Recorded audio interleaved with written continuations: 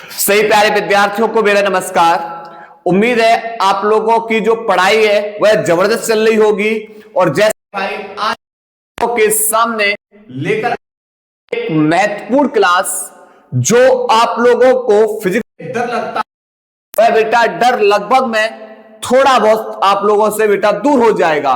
क्योंकि आप लोगों को जब तक बेसिक फिजिक्स के बारे में जानकारी नहीं होगी तब तक कहीं ना कहीं आप लोगों के माइंड में थोड़ा बहुत फिजिक्स का डर रहेगा। ठीक है, और चिंता मत करिए, क्लास आप लोग निरंतर लेते रहिए और सिलेबस को बहुत ही टाइम से हम लोग फिनिश करेंगे। ठीक है, चलिए जैसा कि भाई इस क्लास के अंदर पहले हम लोग आप लोगों से पहला टॉपिक पूछना चाह रहे हैं, यह बताइए भाई गति के समीकरण। मैं आपसे पूछना चाह रहे भाई गति के समीकरण बताओ। कब? जब कोई वस्तु सरल रेखीय गति में हो। जब कोई वस्तु कैसी हो? सरल रेखीय गति में हो। रेखीय गति में हो। जब कोई वस्तु सरल रेखीय कैसी होनी चाहिए भाई? गति में होनी चाहिए। तब बेटा गति के समीकरण बताओ। तो आप लोग पहला समीकरण बताओगे b बराबर u प्लस एटी। आप लोग दूसरा समीकरण बताओगे s बराबर ut प्लस 1/2 एटी स्क्वायर। और तीसरा बेटा समीकरण आप लोग बताओगे b स्क्वायर बराबर u स्क्वायर प्लस 2as। ठीक है, अब मैं आपसे पूछना चाहेंगे कि भैया यहां पर जो u है, u किसको बताएगा? u बताएगा भाई प्रारंभिक वेग को। u किसको बता रहा है भाई? प्रारंभिक वेग को। ठीक है, हम आपसे पूछे भाई b, तो b बताएगा भाई अंतिम वेग को। अंतिम वेग को। ठीक है, उसके बाद a हमारा बता रहा है भाई किसको? त्वरण को। t समय को। t समय को। उसके बाद बेटा यहां पर s बेटा बताएगा यहां पर विस्थापन। ठीक है, ध्यान रखना आपको u प्रारंभिक वेग, b अंतिम वेग, a त्वरण, t समय और s के विस्थापन है। ठीक है, अब हम आपसे एक क्वेश्चन पूछना चाह रहे हैं, ये बताओ भाई वेग का मात्रक क्या होता है? हमने आपसे एक क्वेश्चन पूछा वेग का मात्रक क्या होता है, तो आप लोग क्या बताओगे भाई? वेग का जो मात्रक होता है वह होता है भाई मीटर प्रति सेकंड। वेग का जो मात्रक होता है भाई क्या होता है? मीटर प्रति सेकंड। ठीक है, हम आपसे बेटा त्वरण का पूछना चाह रहे हैं, ये बताओ भाई त्वरण का मात्रक क्या होता है? ठीक है, तो त्वरण का मात्रक आप लोग क्या जवाब दोगे भाई? त्वरण का मात्रक होता है मीटर प्रति सेकंड स्क्वायर। ठीक है, अगर हम आपसे पूछे विस्थापन का मात्रक मीटर, समय का मात्रक सेकंड। ठीक है, तो ये हमारे ध्यान रखना आप लोगों को गति के समीकरण। पहला b बराबर u प्लस एटी, दूसरा s बराबर ut प्लस 1/2 एटी स्क्वायर, तीसरा b स्क्वायर बराबर u स्क्वायर प्लस 2as। ठीक है, चलिए इसकी शॉर्ट लीजिए भाई।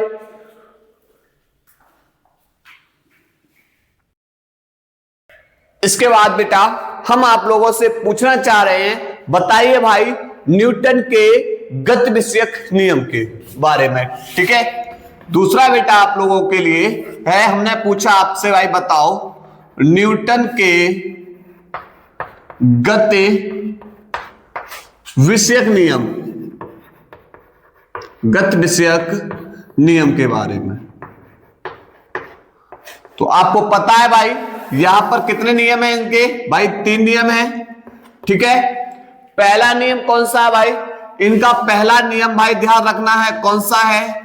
जड़त्व का नियम। ठीक है, जड़त्व का नियम। जड़त्व का नियम क्या है समझो। यदि कोई वस्तु ब्रह्मावस्था में है तो ब्रह्मावस्था में रहेगी, यदि कोई वस्तु गतिशील है तो वह गतिशील रहेगी जब तक उस पर कोई बाह्य बल न लगाया जाए। क्या बताया? यदि कोई वस्तु ब्रह्मावस्था में है तो ब्रह्मावस्था में रहेगी, यदि कोई वस्तु गतिशील है तो गतिशील अवस्था में रहेगी जब तक उस पर कोई बाह्य बल न लगाया जाए। ठीक है, ध्यान रखना, क्योंकि भैया यहां पर आप लोगों को क्लास 12th में केवल इसके थोड़े बहुत बेटा कॉन्सेप्ट पता होने चाहिए, आप लोगों से परिभाषा नहीं आएगी। ठीक है, यहां ध्यान रखना, अगर दूसरा नियम कौन सा है? दूसरा है बेटा जो हमारा संवेग परिवर्तन की दर delta P upon delta T, वह बेटा समानुपाती होता है बाह्य बल के। बाह्य बल से बेटा क्या होगा, यहां पर जो संवेग परिवर्तन की जो बाह्य बल है वह एक्सटर्नल बल है, वह संवेग में परिवर्तन की दर के कैसा होता है, समानुपाती। और इससे मिलेगा बेटा हमको F बराबर m इंटू में A। इससे बेटा हमको क्या मिलेगा? इससे मिलेगा हमको F बराबर m इंटू में A। F कौन है? हमारा बल है, m द्रव्यमान है और A हमारा क्या हो गया? त्वरण हो गया। ठीक है, तीसरा बेटा यहां पर जो बल है F12 बल है वह विपरीत होगा बेटा F21 बल, F21। ठीक है, यहां पर ध्यान रखना है बल एक सदिश राशि है और ये बेटा आप लोगों को कहां देखने को मिलेगा इसका एग्जाम्पल? कूलाम के नियम में। कहां पर आपको देखने को मिलेगा भाई? ये मिलेगा हमको कहां पर? कूलाम के नियम के अंतर्गत। ठीक है, तीसरा नियम क्या है? यहां पर बेटा प्रतिक्रिया बल बेटा एक दूसरे के बराबर और कैसे होते हैं? किंतु विपरीत होते हैं। जब बेटा हम क्या करते हैं, जितना हथेली द्वारा बल हम इस बोर्ड पर लगाएंगे उतना ही बल ये बोर्ड बेटा हमारे किस पे लगाएगा? हथेली पर लगाएगा। ठीक है, तो लेकिन लगाएगा कैसा? एक दूसरे के विपरीत दिशा में लगता बल। यह कैसा लगता है? एक दूसरे के विपरीत दिशा में। तो आपको न्यूटन के गतिविषयक नियम से आप लोगों को इतनी चीजें पता होनी चाहिए। चलिए यहां तक स्क्रीनशॉट लीजिए भाई, स्क्रीनशॉट लेते रहना आप लोग। इसके बाद बेटा अब हम लोग पढ़ने वाले हैं तीसरी हेडिंग, वो पढ़ने वाले हैं वृत्तीय एवं घूर्णीगत। वृत्तीय एवं घूर्णीगत, इसमें हम बेटा पहला आप लोगों से फॉर्मूला पूछेंगे, वो होगा कोणीय वेग का, और कोणीय वेग बराबर होगा कोणीय विस्थापन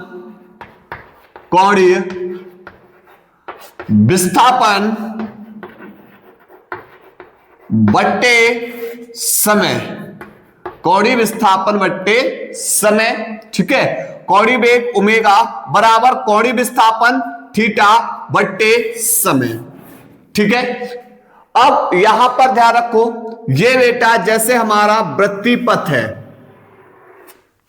ठीक है, वृत्तीय पथ है और यहां पर क्या है? और ये इसका बेटा केंद्र हो गया, ये इसकी बेटा क्या हो गई? त्रिज्या r, और इस पर कोई कण v वेग से क्या है? गतिशील है। v वेग से क्या है? गतिशील है। तो मैंने क्या बताया? जब कोई कण वृत्ताकार पथ पर गतिशील होता है, जब कोई कण वृत्ताकार पथ पर कैसा होगा? गतिशील होगा, तो गति करने में लगा समय उसका आवर्तकाल कहलाता है। ध्यान रखना, यह भी बेटा आप लोगों को आएगा यहां पर चैप्टर नंबर 4 के अंदर, आप लोगों से इसमें जिक्र होगी इसकी कि भैया जब कोई कण वृत्ताकार पथ पर v वेग से गतिशील है तब जो गति करने में लगा समय, बेटा यहां पर जो गति करने में लगा समय होगा वह उसका क्या कहलाता है? आवर्तकाल कहलाता है। क्या लिखोगे यहां पर बेटा, जब कोई कण वृत्ताकार पथ पर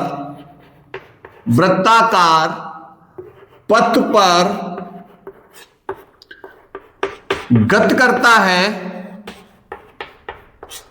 करता है तो गति करने में लगा समय क्या कहलाता है भाई? आवर्तकाल कहलाता है। आवर्तकाल कहलाता है। ठीक है, क्या कहलाएगा भाई? आवर्तकाल। तो यहां पर ध्यान रखना, जो आवृत्ति होती है, जो आवृत्ति होगी, आवृत्ति यानी एन, वह बेटा 1/, बराबर होगी बेटा 1/, आवर्त काल के, यानी टी। ठीक है, हम यहां से किसको निकाल लेंगे? टी को निकाल लेंगे। ठीक, अब सुनो, यहां पर मैंने मान लिया बेटा, यहां पर कोई कण है, और कोई कण बेटा अगर पूरा घूम जाएगा, कोई कण अगर पूरा घूम जाएगा, तो आप बोलोगे सर पूरा घूम जाएगा तो ये 360 घूम जाएगा। कितना घूम जाएगा? 360 घूम जाएगा, 360 अंश। जब कोई कण बेटा यहां से बेटा, जब कोई कण इस वृत्ताकार पथ पर पूरा घूम जाएगा तो 360 घूम जाएगा, और 360 बोले यानी 2 पाई। कितना घूम जाएगा बेटा? 2 पाई। ठीक है, तो यहां पर क्या हो जाएगा? ओमेगा बराबर यहां पर थीटा, यानी उसका जो विस्थापन है बेटा वो पूरा कितना है? 360 है, यानी 2 पाई है, और बट्टे में बेटा कौन है? टी। और यहां पर हम क्या करेंगे? टी को एन की जगह और एन को टी की जगह भेज देंगे, तो यहां पर ओमेगा बराबर हो जाएगा 2 पाई अपॉन 1/, और यहां पर हो जाएगा टी बराबर बेटा फॉर्मूला हो जाएगा 1/n। तो यहां पर 1/n और n को ऊपर भेज दो, तो ओमेगा बराबर हो गया 2 पाई n। ठीक है, n हमारी बेटा यहां पर कौन है? n हमारी आवृत्ति है। ठीक है, प्रत्यावर्ती धारा में इसी आवृत्ति को बेटा हमने किससे प्रदर्शित कर दिया? f से। ठीक है, ध्यान रखना है। ये हमारा बेटा कौन हो गया? ये हमारा। अब बात करेंगे अभिकेंद्रीय बल का फॉर्मूला, आपको ध्यान रखना है बेटा। अभिकेंद्रीय बल, अभिकेंद्रीय बल क्या है? जब कोई कण वृत्ताकार बेटा पथ पे गत कर रहा है, जब कोई कण वृत्ताकार पथ पे क्या करता है? गत करता है, तो उस पर केंद्र की ओर बेटा, केंद्र की ओर क्या लगता है? बल लगता है। ठीक है, जिसे हम क्या बोलेंगे? अभिकेंद्रीय बल। और यह बल बेटा F बराबर होगा फॉर्मूला mb²/r। F बराबर बेटा फॉर्मूला क्या होता है? mb²/r। m द्रव्यमान का कोई कण है, b वेग से वृत्ताकार पथ पर क्या कर रहा है? गत कर रहा है, तब अभिकेंद्रीय बल F बराबर mb²/r। ध्यान रखोगे। ठीक है, चलिए यहां तक बेटा स्क्रीनशॉट लीजिए, इसके बाद फिर आगे क्लास चला रहे। स्क्रीनशॉट लो भाई। इसके बाद भाई आप लोगों को क्लास 11 तक पढ़ाया गया होगा बेटा गुरुत्वाकर्षण बल। ठीक है, और गुरुत्वाकर्षण बल क्या होता है? दो पिंड हैं, जिन एक का द्रव्यमान m1 है, दो पिंड हैं, एक का द्रव्यमान m1 है, दूसरे का द्रव्यमान बेटा कौन है? m2 है। दोनों बेटा एक दूसरे से r दूरी पर रखे हुए हैं। दोनों एक दूसरे से कितनी दूरी पर है? r दूरी पर है। तब यहां पर बेटा जो फॉर्मूला होता है Fg, यहां पर g m1 m2 बट्टे r²। ठीक है, ध्यान रखोगे F बराबर g m1 m2 बट्टे r²। यहां पर g का मान बेटा कितना होता है? 6.67 इंटू 10⁻⁻11 न्यूटन मीटर स्क्वायर प्रति किलोग्राम। ठीक है, और क्लास 12th के अंदर बेटा ये पढ़ोगे बेटा कूलाम के नियम में बेटा फॉर्मूला, यहां पर Fe। ठीक है, ये इलेक्ट्रिक के लिए आया, ये बेटा ग्रेविटी के लिए आया है। ठीक है, यहां पर ग्रेविटी वाला फोर्स है, यहां इलेक्ट्रिक फोर्स है। ठीक है, Fe बराबर के, जी की जगह बेटा यहां पर जी कांस्टेंट था, यहां पर के। उसके बाद ये वाला जो बल लगता है, ये वाला जो इलेक्ट्रिक वाला बल लगता है, वह लगता है दो आवेशों के बीच में, और दो आवेश बेटा एक दूसरे से कितनी दूरी पर है? r दूरी पर है। तो Fe बराबर के Q1 Q2 और बट्टे r²। ठीक है, जहां k का मान बेटा कितना होता है? 1/4πε0, और इसका मान होता है 9 × 10⁻9 न्यूटन मीटर स्क्वायर प्रति स्क्वायर। ठीक है, ये बेटा हमारा पढ़ने को मिलेगा, बेटा हम लोगों को पढ़ने को मिलेगा क्लास 12th में पहले चैप्टर के अंदर नियम में। ठीक है, चलिए ये बेटा स्क्रीनशॉट लीजिए। उसके बाद बेटा अब हम लोग पढ़ने वाले हैं गणितीय उपकरण को। नोट करिए बेटा। इसके बाद बेटा हम लोग पढ़ने वाले हैं गणितीय उपकरण को। यह बेटा आप लोगों के क्लास 12th के अंदर बहुत ही इंपॉर्टेंट टॉपिक है। क्यों? क्योंकि भैया आप लोगों को अब कभी कभी बेटा चित्रों के अंदर मिलते हैं ट्रायंगल, तो उसके अंदर बेटा हमको पहचानना होता है भाई किसको, लंब, कर्ण और आधार को। ठीक है, हमको पता होना चाहिए भैया साइन कॉस टेन के फॉर्मूला, हमको पता होना चाहिए भाई किसके, साइन कॉस के मान। ठीक है, चलिए तो आओ पढ़ते हैं। सबसे पहले बेटा हम एक समकोण त्रिभुज लेते हैं। क्या लेते हैं भाई? समकोण त्रिभुज। ठीक है, एक होता है बेटा समबाहु त्रिभुज, एक होता है समकोण त्रिभुज। ठीक है, तो यहां पर समबाहु त्रिभुज में प्रत्येक भुजा कैसी होगी, समान होगी। ठीक है, और त्रिभुज के, समबाहु त्रिभुज के तीनों कोणों का योग कितना होता है, आप लोग कमेंट बॉक्स में बताओ तब तक। ठीक है, देखो मैंने मान लिया बेटा यह एक समकोण त्रिभुज है ए बी सी। ठीक है, यह बेटा एंगल है थीटा, यह एंगल मैंने मान लिया थीटा है। ठीक है, ध्यान रखना समबाहु त्रिभुज में त्रिभुज के तीनों कोणों का योग कितना होता है, 180 अंश। ठीक है, जबकि चतुर्भुज में इसका मान कितना होता है, 360 अंश। मैं अभी लिख दूंगा इस चीज को। ठीक है, चलिए बेटा यहां पर ये वाली जो बेटा ये एंगल थीटा है। ठीक है, अब जहां आपको बेटा एल आकृति इस तरीके से दिखाई देगी, एल आकृति दिखाई देगी, ये एंगल बेटा कितना होता है, आप बोलोगे सर ये एंगल होता है 90। जहां बेटा ये देखो दो भुजाएं एक दूसरे के परस्पर कैसी हैं, लंबवत हैं। दो भुजाएं एक दूसरे के कैसी हैं, परस्पर लंबवत है। ठीक है, और इनके बीच में बेटा बनने वाला जो एंगल होता है वो कितना होता है, 90 अंश होता है। ठीक है, अच्छा एक सरल रेखा, ये बेटा सरल रेखा है। ठीक है, एक डायरेक्शन इधर और इधर दोनों ओर बेटा हम बढ़ा सकते हैं। इसका बेटा एंगल कितना होता है, आप बोलोगे सर इसका जो एंगल होता है वो होता है 180 अंश। ठीक, अब हम आपसे बेटा पूछना चाहेंगे, पहचानो, बताओ भाई इसके अंदर लंब कौन होगा, कर्ण कौन होगा और आधार कौन होगा। तो आप बोलोगे, ध्यान रखना, जहां थीटा होगा, जहां थीटा है उस थीटा के सामने वाली जो भुजा आपको दिखाई देगी, थीटा के सामने वाली जो भुजा आपको दिखाई दे रही है ना, उसको क्या लिखोगे भाई, लंब। उसको क्या लिखोगे, लंब। ठीक है, 90 अंश बेटा देखो एल आकृति यहां बन रही है, 90 अंश के सामने वाली भुजा को बेटा क्या लिखते हैं, कर्ण। 90 अंश के सामने वाली भुजा को भाई क्या लिखते हैं, कर्ण।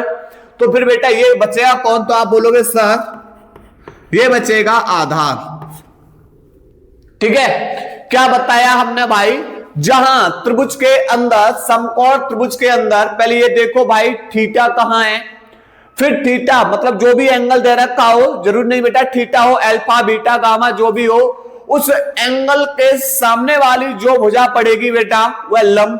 ठीक है, उसके बाद ये देखो बेटा 90 अंश, दो लंबवत भुजाएं कहां पे मिल रही हैं, मतलब 90 अंश का एंगल कहां बन रहा है, तो 90 अंश के एंगल के सामने वाली भुजा बेटा कर्ण, जो बचेगा वो बचेगा बेटा हमारा आधार। ठीक है, अच्छा बेटा आपको ध्यान रखना है, जब आपको, अब मैं आपसे पूछेंगे, जब आपको दो भुजाओं के मान पता हो, तीसरी भुजा निकालनी हो, हमने आपसे क्या पूछा भाई, दो भुजा पता हो, तीसरी भुजा निकालनी हो, तो आप बोल दोगे सर हम पाइथागोरस प्रमेय से हम तीसरी भुजा को निकाल सकते हैं। क्या बताया भाई, हम पाइथागोरस प्रमेय से तीसरी भुजा को ज्ञात कर सकते हैं। चलिए तो हम आपसे पूछना चाह रहे भैया पाइथागोरस प्रमेय का फॉर्मूला, पाइथागोरस प्रमेय से बेटा क्या होता है पाइथागोरस प्रमेय से, आप बोलोगे सर कर्ण का स्क्वायर बराबर होता है लंब का स्क्वायर प्लस आधार का स्क्वायर, आधार का स्क्वायर। तो कर्ण स्क्वायर बराबर लंब स्क्वायर प्लस आधार स्क्वायर। ठीक है, अब बेटा क्या होगा, हमें इस ट्रायंगल के अंदर एक ही भुजा पता है, हमको दूसरी निकालनी है। तो बेटा यहां से अब आप लोग ध्यान रखना है, एल ए एल बट्टे के ए। आप लोग बेटा पढ़ के आए हो, आप लोग क्लास 6, 7, 8, 9, 10 और आप लोगों पे बेटा जिन बच्चों पे क्लास 12 तक मैथ होगा उनको भी बेटा यहां पर पढ़ना होगा थोड़ा बहुत, तो है ना। लेकिन आप लोगों को ये चीज बेटा फिजिक्स में पढ़ने के लिए मिलेगी, जरूरत है भैया इसकी, ध्यान रखना। एल ए एल बट्टे के ए। बेटा यहां पर एल लंब, के कर्ण और ए आधार को प्रदर्शित कर रहा है। ठीक है, अब सुनो, यहां पर ये बेटा साइन कॉस टेन। ठीक है, अब चलिए हम आपसे पूछना चाह रहे भाई, ये बताओ साइन थीटा बराबर क्या होगा। साइन थीटा बराबर, तो यहां पर क्योंकि एंगल हमने थीटा माना तो यहां थीटा लिख दिया है, तो साइन थीटा बराबर बोलोगे सर एल बट्टे के। साइन बराबर बेटा यहां पर क्या है, एल बट्टे के। ठीक है, अर्थात मैं बोलूंगा बेटा साइन थीटा बराबर एल मतलब लंब और बट्टे के का मतलब बेटा कर्ण। तो आप लोग ध्यान रखोगे भैया साइन थीटा बराबर क्या होता है, लंब बट्टे कर्ण। बेटा लंब और बट्टे में कर्ण इक्वल टू साइन थीटा। ठीक है, हम आपसे पूछना चाहेंगे बेटा यहां पर बताओ भाई कॉस थीटा बराबर क्या होगा। तो आप बोलोगे आधार बट्टे कर्ण। ठीक है, आधार ए बट्टे के, अर्थात बेटा यहां पर क्या लिखोगे, कॉस थीटा बराबर आधार ये रहा हमारा ये भुजा और बट्टे में कर्ण, कर्ण वाली भुजा बेटा ये रहे, आधार बट्टे कर्ण इक्वल टू कॉस थीटा हो जाएगा। ठीक है, हम पूछना चाहेंगे भाई बताओ टेन थीटा बराबर क्या लिखोगे। टेन थीटा, तो टेन थीटा बराबर बेटा एल बट्टे ए, एल बट्टे ए, अर्थात एल लंब है ए आधार है, तो यहां पर हो जाएगा टेन थीटा बराबर लंब बट्टे आधार। ठीक है, अब टेन का उल्टा क्या होता है भाई, कॉट। टेन का उल्टा क्या कर दोगे, कॉट। तो यहां पर बेटा यहां पर टेन का उल्टा क्या हो जाता है, कॉट हो जाएगा। ठीक है, तो कॉट थीटा बराबर उल्टा कर दो, टेन का अपोजिट है यहां पर, तो ये उल्टा हो जाएगा आधार बट्टे लंब। ठीक है, साइन, साइन का उल्टा बेटा क्या होता है, साइन का उल्टा क्या होता है भाई, आपसे पूछा जाएगा भाई साइन का उल्टा क्या होता है, जरा कमेंट बॉक्स में बताओ। ठीक है, साइन और कॉस का उल्टा, कॉस का उल्टा बेटा क्या होता है, कॉस का उल्टा होता है बेटा सेक। तो सेक थीटा बराबर क्या होता है, कर्ण बट्टे आधार। तो फिर साइन का उल्टा बेटा क्या होगा, कोसेक, कोसेक थीटा बराबर क्या हो जाएगा, कर्ण बट्टे लंब। ठीक है, ध्यान रखोगे भाई यहां पर ये इसके अपोजिट हो गए। ठीक है, साइन कॉस टेन, साइन का उल्टा कोसेक, कॉस का उल्टा सेक, टेन का उल्टा बेटा कॉट। ठीक है, ये इसके अपोजिट हो गए। अब बात करेंगे भाई किसकी, बात करेंगे हमें चाहिए बेटा साइन और कॉस के मान याद करने। साइन 0 का मान कितना होता है, साइन 30 का मान कितना होता है, साइन 45 का मान कितना होता है। ठीक है, तो पहले यहां तक बेटा इसको स्क्रीनशॉट ले लीजिए, उसके बाद हम बेटा इनके मान को बता रहे हैं आप लोगों को। स्क्रीनशॉट लो।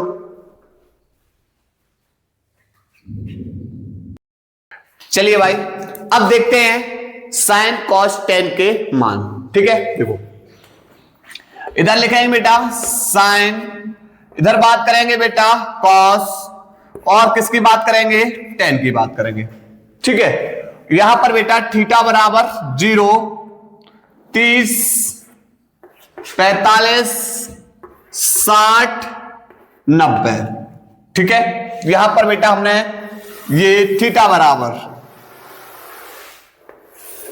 ठीक है। चलिए अब आप लोगों को रटना नहीं है बेटा, ट्रिक के साथ याद करनी है। रटना नहीं भाई, ट्रिक के साथ हम लोग क्या करेंगे, याद करेंगे। ठीक है, चलिए अच्छा एक बात बताओ, देखो यहां पर 0, ठीक है, 30 की पोजीशन बेटा यहां पर 1, इसको नंबर डाल दिया 2, इसको नंबर डाल दिया 3 और इसको नंबर डाल दिया 4, ठीक है, 0 1 2 3 4, ठीक है, 0 30 45 60 और 90। सबसे पहले हम किसके मान निकाल लेंगे भाई, साइन के मान निकाल लेंगे। आप लोग क्या करेंगे बेटा, इन सब में √4 से क्या कर देंगे, भाग कर देंगे। इस तरीके से √4 में क्या कर देंगे बेटा, √4 से भाग कर देंगे, ठीक। अब सुनो, आपको बेटा यहां से किसके मान मिलना शुरू हो जाएंगे, साइन। साइन का उल्टा क्या होता है भाई, कॉस। साइन का मान पता कर लिया तो साइन का उल्टा बेटा क्या हो जाएगा, कॉस हो जाएगा, ठीक है। देखो यहां पर 4 का अगर हम 0 में भाग करेंगे तो बेटा हमको 0 ही मिलेगा। तो साइन 0 का मान बेटा कितना होता है, साइन 0 का मान भाई 0 होता है, ठीक है। अब साइन 30 का मान 1 का वर्गमूल बेटा कितना होता है, 1 ही रहेगा। और 4 √4 कितने का वर्गमूल होता है, 2 का। कितने का होता है, 2 का। तो यहां से बेटा मान मिल जाएगा 1/2। यहां पर देखो 2 एकम 2 और 2 दूनी 4, यानी 1 का वर्गमूल बेटा 1 ही रहेगा और अंडर रूट में कितना हो रहेगा, 2। तो 1/√2, ठीक है। उसके बाद बेटा ऊपर तो √3, इसका वर्गमूल बेटा कितना होगा, √3 का वर्गमूल, फिर तो इसका बेटा मान ही निकलेगा। लेकिन √4 का जो वर्गमूल, √4 कितने का वर्गमूल होता है, तो ये 2 का होता है। तो इसका मान होगा साइन 60 का मान √3/2, ठीक है। और 4 एकम 4 एक बार कट जाएगा और 1 कितने का वर्गमूल होता है, 1 का ही होता है, ठीक है। तो ये हमने निकाल लिया साइन के मान।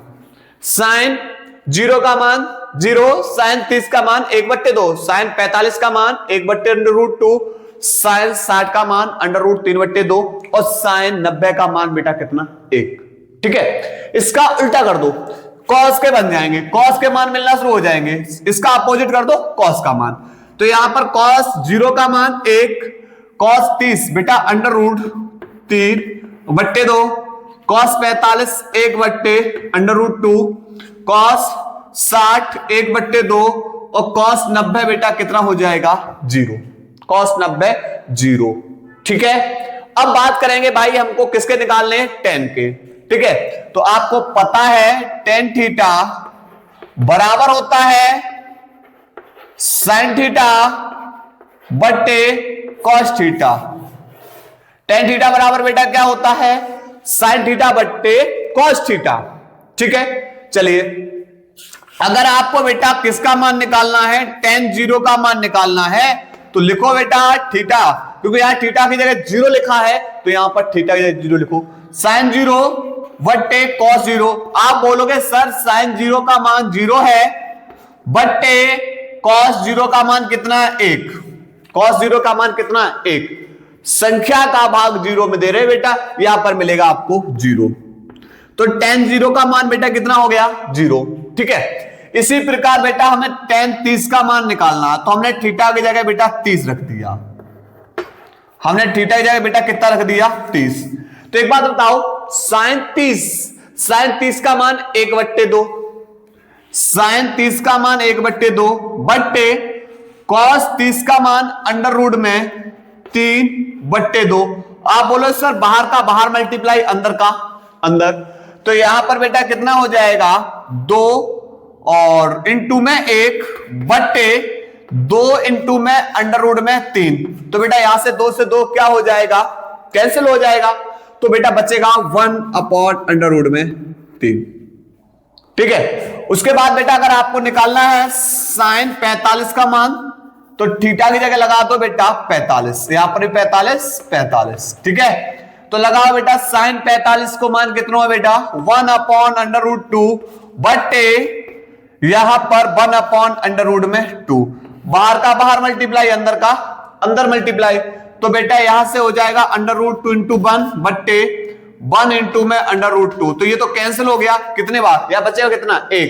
तो sin 45 का मान बेटा कितना होता है, 1 होता है, ठीक है। sin 45 का मान कितना होता है, 1 होता है। चलिए तो आप लोगों के सामने बेटा हमने ये छोड़ दिए, इनको आप लोगों को कमेंट बॉक्स में जवाब देना है, ठीक है।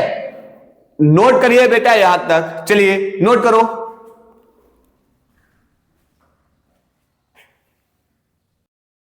नोट हो गया? चलिए इसी के साथ बेटा यहां पर इसके साइड में हम इसके कुछ फॉर्मूले लिख दे रहे हैं जिनको आप लोगों को ध्यान रखना है। देखिए पहला बेटा आपको ध्यान रखना है कि भैया टेन थीटा बराबर क्या होता है? टेन थीटा बराबर होता है भाई साइन थीटा बट्टे कॉस थीटा, पहला फॉर्मूला। उसके बाद बेटा आपको एक फॉर्मूला ध्यान रखना है कि sine square theta plus cos square theta, इसका मान बेटा बाबूजी कितना होता है? एक। इसका मान कितना होता है? एक होता है। ठीक है, उसके बाद बेटा साइन टू थीटा का फॉर्मूला ध्यान रखना। साइन टू थीटा बराबर होता है टू साइन थीटा इंटू में कॉस थीटा। ठीक है, एक बेटा फॉर्मूला ये ध्यान रखना है। उसके बाद बेटा यहां पर एक फॉर्मूला ध्यान रखना है, किसको? साइन ए प्लस बी का एक फॉर्मूला, साइन ए प्लस बी का एक फॉर्मूला बेटा ध्यान रखना है। क्या ध्यान रखना है? कि sign A cos B plus cos A cos B plus cos A sine B. ठीक है, एक फॉर्मूला बेटा साइन ए प्लस बी का एक फॉर्मूला क्या ध्यान रखना है? साइन ए प्लस बी का फॉर्मूला हो जाएगा sign A cos B plus cos A sine B. ठीक है, इसके बाद बेटा आपको यहां पर जब भी बेटा सूक्ष्म स्थिति की बात करूंगा, सूक्ष्म स्थिति में ध्यान रखना है जो साइन थीटा है इक्वल टू लगभग में बराबर होता है किसके? थीटा के, और टेन थीटा लगभग में बराबर होता है बेटा थीटा के। कब? सूक्ष्म स्थिति में। ठीक है, चलिए भाई यहां तक के पहले आप लोगों को स्क्रीनशॉट ले लीजिए। ठीक है, आशा कर रहे हैं भाई आप लोगों को क्लास पसंद आ रही होगी, और ये आप लोग बेटा एक अपनी कॉपी पर लिख लीजिए बेहतर ढंग से। ठीक है, और इनको एक दो बार रिवीजन कर लो। ठीक है, चलिए पहले स्क्रीनशॉट ले लो भाई।